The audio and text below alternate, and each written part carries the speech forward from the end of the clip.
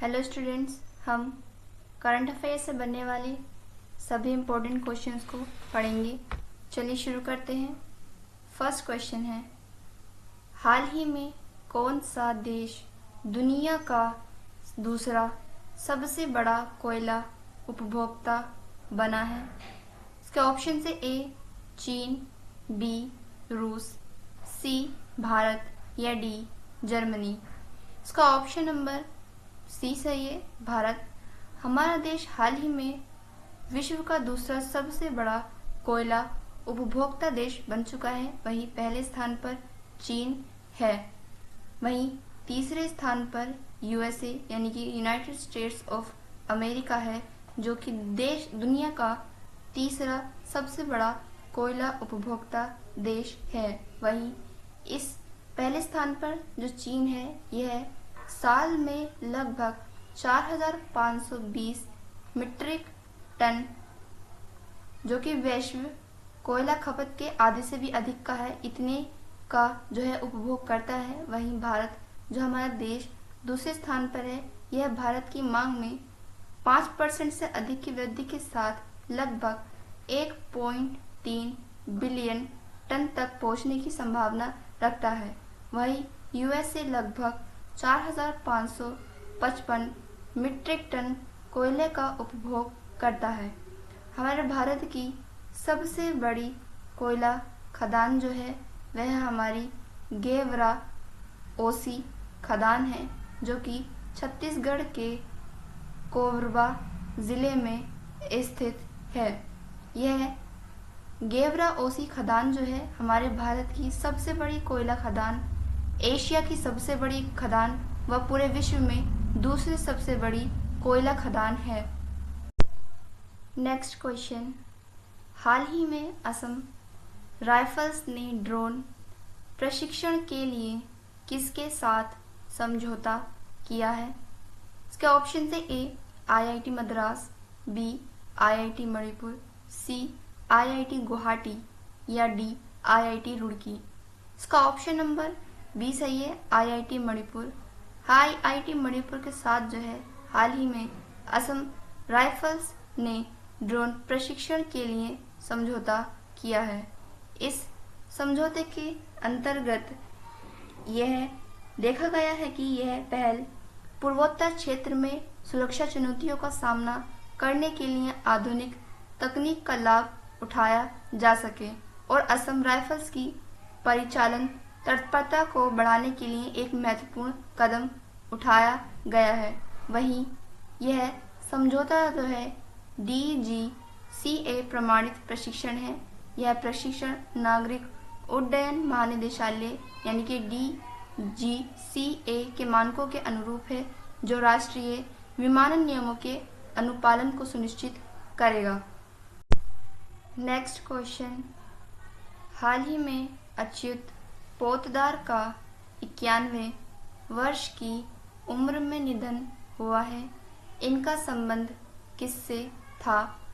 इसके ऑप्शन से ए लेखक, बी पत्रकार, सी अभिनेता या डी गायक। इसका ऑप्शन नंबर सी सही है, अभिनेता। अभिनेता अच्युत पोतदार का हाल ही में 91 वर्ष की उम्र में निधन हो गया है। अच्युत पोतदार ने अपने पूरे करियर में लगभग 125 से ज़्यादा फिल्म, 95 टीवी शोज और 26 नाटकों में भी काम किया है। वहीं अच्युत पोतदार का मुख्य किरदार 3 इडियट्स फिल्म में प्रोफेसर के रूप में अपनी यादगार भूमिका बनाता है, जिसमें उनका मुख्य डायलॉग कहना क्या चाहते हो बहुत अधिक प्रचलित रहा। नेक्स्ट क्वेश्चन, हाल ही में किस देश ने रोबोटों का ओलंपिक शुरू किया है?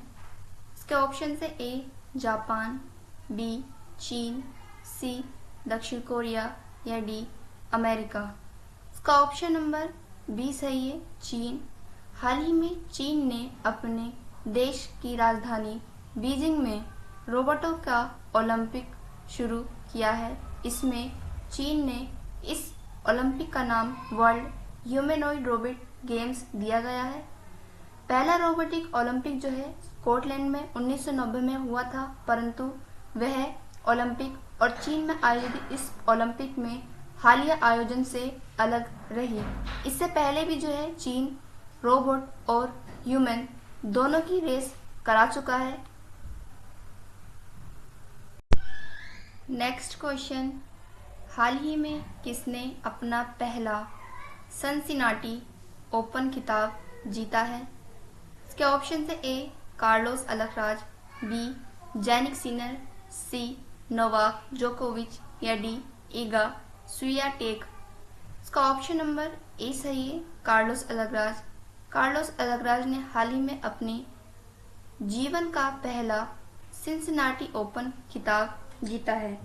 इसी के साथ साथ टेनिस खिलाड़ी कार्लोस अल्काराज अपने करियर में कुल 22 एटीपी टूर सिंगल्स खिताब जीत चुके हैं, जिसमें इनके करियर में 5 ग्रैंड स्लैम खिताब भी शामिल हैं। इन 5 ग्रैंड स्लैम खिताबों में 2 फ्रेंच ओपन, 2 विंबलडन ओपन और 1 यूएस ओपन शामिल है। नेक्स्ट क्वेश्चन, हाल ही में किसने मिस यूनिवर्स इंडिया 2025 का खिताब जीता है? ऑप्शन से ए कृषांगी मेश्राम, बी निकिता दत्ता, सी मनिका विश्वकर्मा या डी तान्या शर्मा। इसका ऑप्शन नंबर सी सही है, मनिका विश्वकर्मा। हाल ही में Manisha Vishwakarma miss universe India 2025 नामित की गई हैं।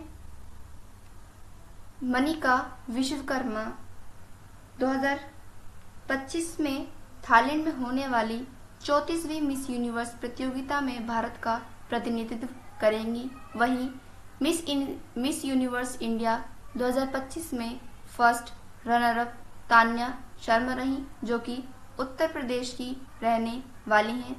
Manika Vishwakarma miss universe India 2025 यह राजस्थान के श्री गंगापुर की रहने वाली हैं। वर्तमान में मनिका विश्व शर्मा जो है दिल्ली में रहकर अपनी पढ़ाई पूरी कर रही हैं। नेक्स्ट क्वेश्चन, हाल ही में कहाँ कृत्रिम बुद्धिमत्ता संचालित यात्री गलियारा शुरू किया गया है? इसके ऑप्शन से ए दुबई, बी मुंबई, सी बीजिंग या डी टोक्यो। इसका ऑप्शन नंबर ए सही है, दुबई।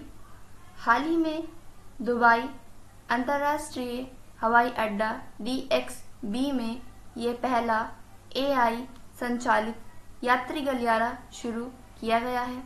इसका उद्देश्य है कि यह पहल जो है ट्रैवल विदाउट बॉर्डर्स का हिस्सा है। इसका उद्देश्य है कि यात्रियों को बिना दस्तावेज दिखाए कुछ ही सेकंड में इमिग्रेशन क्लियर करने की सुविधा प्रदान करता है। यह प्रणाली जो है चेहरे की पहचान और पूर्व पंजीकृत बायोमेट्रिक डाटा का उपयोग करके मात्र 14 सेकंड में पहचान की पुष्टि करती है, जिससे पासपोर्ट काउंटर, स्मार्ट गेट या शारीरिक जांच की आवश्यकता खत्म हो जाती है। इस प्रणाली की शुरुआत जो है सन 2020 में की गई थी। सन 2020 में दुबई की स्मार्ट टनल पर आधारित यह पहल शुरू की गई थी। इसका लक्ष्य अंततः पारंपरिक पासपोर्ट नियंत्रण को पूरी तरह से समाप्त करना है। नेक्स्ट क्वेश्चन, हाल ही में किस देश में 6 दिवसीय भारतीय सिनेमा महोत्सव शुरू किया गया है? इसके ऑप्शन से ए म्यांमार, बी नेपाल, सी श्रीलंका या डी इनमें से कोई नहीं। इसका ऑप्शन नंबर सी सही है, श्रीलंका में। हाल ही में श्रीलंका और भारत के सांस्कृतिक संबंधों को मजबूत करने के लिए 6 दिवसीय भारतीय सिनेमा महोत्सव शुरू किया गया है। यह महोत्सव श्रीलंका में शुरू किया गया है। यह महोत्सव 6 दिवसीय महोत्सव है, यानी कि यह महोत्सव 6 दिन तक आयोजित किया जाएगा। हाल ही में जो है 51वें अंतर्राष्ट्रीय फिल्म महोत्सव में सत्यजीत रे के 100 साल पूरे होने का सम्मान भी किया गया था। नेक्स्ट क्वेश्चन, हाल ही में किसने नया startup parallel web system launch किया है? इसके ऑप्शन है ए रितेश अग्रवाल, बी पराग अग्रवाल, सी भावेश अग्रवाल या डी इनमें से कोई नहीं। इसका ऑप्शन नंबर बी सही है, पराग अग्रवाल। पराग अग्रवाल ने हाल ही में पैरेलल वेब सिस्टम को लॉन्च किया है। पराग अग्रवाल जो है ट्विटर या जिसे हम हाल ही में जो है एक्स के नाम से भी जानते हैं, इसके जो है पूर्व सीईओ रह चुके हैं।